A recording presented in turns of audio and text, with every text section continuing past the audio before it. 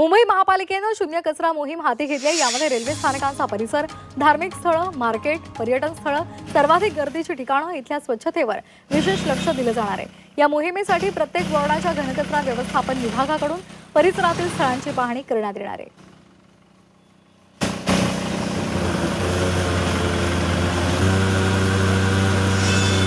व्यावसायिकांना आपल्या वस्तू परदेशामध्ये निर्यात करण्यासाठी अकोल्यामध्ये डाकघर निर्यात केंद्राची सुविधा सुरू करण्यात आलेली आहे। एका व्यावसायिकाला व्यापार संकेतस्थळावरून ऑर्डर मिळाली, त्यानुसार या केंद्रातून भांड्यांचं पहिलं पार्सल अमेरिकेला रवाना करण्यात आलं।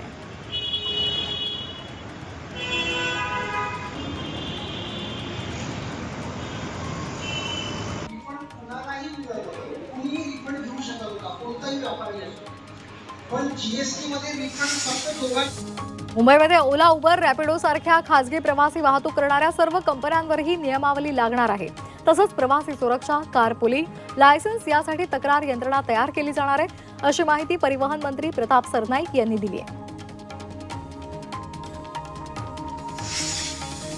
एसटी कर्मचाऱ्यांसाठी प्रत्येक जिल्ह्यामध्ये 25 तर मुंबईमधील बोरिवली इथल्या जागेवर 100 खाटांचं रुग्णालय उभारलं जाणार आहे। परिवहन विभागाच्या बैठकीमध्ये ही घोषणा परिवहन मंत्री प्रताप सरनाईक यांनी केली। एसटी कर्मचारी आणि त्यांच्या कुटुंबियांसाठी महात्मा फुले जन आरोग्य योजनेतून उपचार करण्यात येणार आहेत।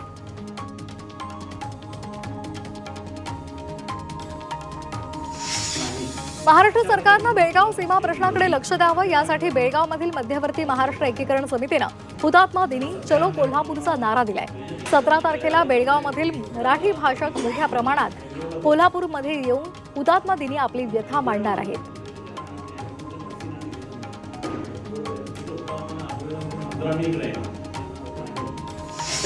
मुंबईमध्ये बेकायदेशीर लाऊड स्पीकरवर केलेल्या दंडात्मक कारवाईचा तपशील देण्याचे निर्देश देण्यात आले। उच्च न्यायालयानं राज्याच्या गृह विभागाला आणि पोलीस महासंचालकांना या संदर्भातले निर्देश दिले।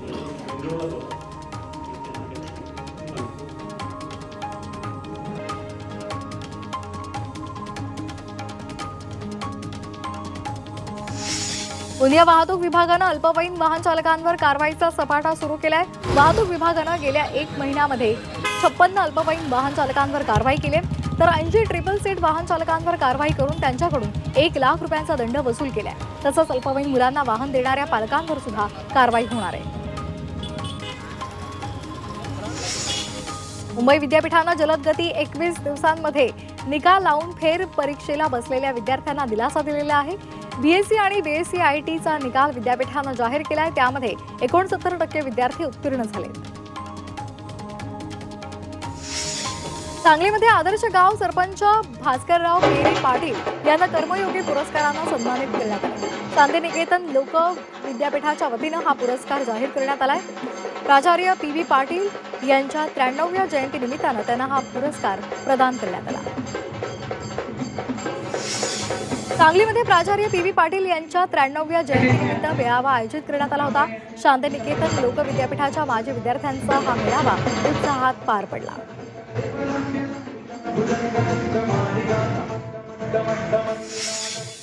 पालघरच्या विक्रमगडमध्ये भाजपचा महापक्षप्रवेश संपन्न झालाय। यामध्ये श्रमजीवी संघटनेच्या तालुका सचिव पौर्णिमाताई पवार आणि श्रमजीवी संघटना महिला तालुका प्रमुख सुनंदाताई तेरे यांच्यासह 1,500 महिलांनी भाजपमध्ये प्रवेश केला।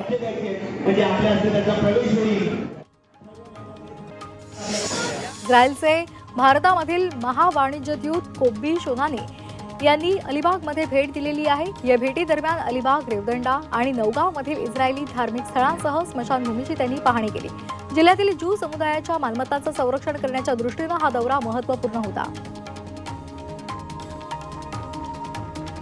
गोंदिया जिल्हाधिकारी कार्यालयावर प्रशिक्षणार्थींनी मूक मोर्चा काढला। मुख्यमंत्री युवा कार्य प्रशिक्षण योजनेअंतर्गत रुजू झालेले प्रशिक्षणार्थींचा कार्यकाळ फेब्रुवारीमध्ये संपत असून यांच्या कालावधीमध्ये वाढ करण्यात यावी, या मागणीसाठी हा मोर्चा काढण्यात आला। तसंच प्रशिक्षण घेणाऱ्या युवा बेरोजगारांना त्याच विभागात रोजगार उपलब्ध करून द्यावा, अशी सुद्धा मागणी करण्यात आली। संक्रांतीमुळे नवी मुंबईमधल्या बाजार समितीमध्ये 2 दिवसांमध्ये गाजराची विक्रमी आवक झाली आहे। सोमवारी 401 टन तर मंगळवारी 300 टन आवक झाली आहे। त्यामुळे गाजराचे भाव काहीसे स्थिर आहेत। मंगळवारी मात्र गाजराचे भाव चढेच राहिले। भाजीपाल्याचे दर नियंत्रणामध्ये यायला सुरुवात झालेली आहे। भाज्यांची आवक वाढली आहे आणि त्यामुळे दर कमी झाले। वाटाणा, टोमॅटो, फ्लॉवरसह बहुतांश सर्व भाज्यांचे दर नियंत्रणात आले, त्यामुळे ग्राहकांना दिलासा मिळालाय। भिवंडीमध्ये एका तरुण शेतकऱ्यानं 2 एकर शेतामध्ये मिरचीची लागवड केली। या पिकातून 4 ते 5 लाख रुपयांचं उत्पन्न मिळण्याची शक्यता आहे। मात्र वातावरणातील बदलाचा रोपांवर परिणाम झाल्याची खंत शेतकऱ्यांना व्यक्त केली आहे। रायगड जिल्ह्यात जलजीवन योजनांचा पुरता बोजवारा उडालाय। निधी अभावी जिल्ह्यामधील जलजीवन योजना अडचणीत आली आहे। ठेकेदारांची कोट्यवधींची बिलं रखडली आहेत, त्यामुळे 1469 योजनांपैकी अवघ्या 465 योजना पूर्ण झाल्या आहेत।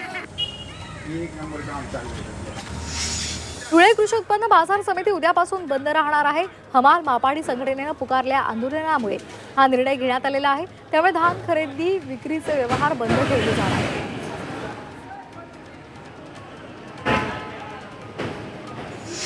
मुंबईमध्ये गेल्या 2 दिवसांपासून मुंबईतील तापमानात वाढ होऊन वातावरणातील गारवा काहीसा कमी झालाय। मुंबईमध्ये 2 दिवस ढगाळ वातावरण राहील असा अंदाज हवामान खात्यानं वर्तवलाय। पश्चिम आणि पूर्व उपनगरामध्ये दक्षिण मुंबईमध्ये अधिक प्रदूषण असल्याचं समोर आलेलं आहे। या ठिकाणी असलेल्या इमारतींच्या बांधकामासह वाहन प्रदूषणाचे इतर घटक कारणीभूत ठरल्याची सुद्धा माहिती मिळते, त्यामुळे दक्षिण मुंबईचा श्वास कोंडल्याचं पाहायला मिळालं। पतंगामुळे मोठ्या प्रमाणात पक्ष्यांना इजा झाली आहे। एका दिवसामध्ये 40हून अधिक पक्षी जखमी झालेले आहेत, त्यामुळे बैलघोडा रुग्णालयामध्ये जखमी पक्ष्यांवर उपचार केले जात आहेत। भंडारा शहरातील खातरोडवरील सिंग टॉवर बिल्डिंगला अचानक आग लागली। दरम्यान घटनास्थळी अग्निशमन दलाचं पथक दाखल झालं आणि आगीवर नियंत्रण मिळवण्यात यश आलं।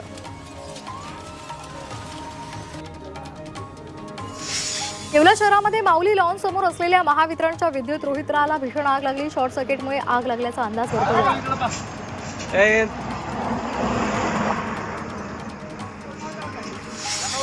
पुण्याच्या इंदापूर तालुक्यातील माळवाडी गावामध्ये उसाला आग लागली। यामध्ये 7 ते 8 एकर मधला ऊस जळून गेल्याची माहिती समोर आली आहे। दुपारच्या सुमारास ही आग लागली। ठाणे जिल्ह्याच्या शहापूरमधील कसाराजवळ मुंबई नाशिक महामार्गावरील एसटी मध्ये प्रवाशाला लुटलेलं आहे। एका सोन्याच्या व्यापाऱ्याची बॅग चोरांनी लांबवली। तब्बल 1,68,00,000 रुपयांचे दागिने चोरल्याचं समोर आले।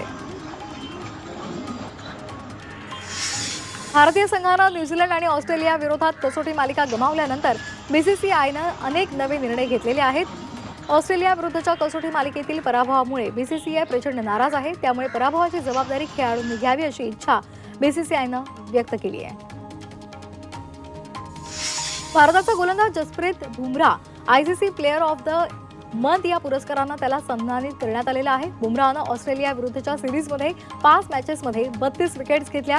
एकाच वर्षात 2 वेळा प्लेयर ऑफ द मंथचा पुरस्कार पटकावणारा बुमराह पहिला गोलंदाज ठरलाय।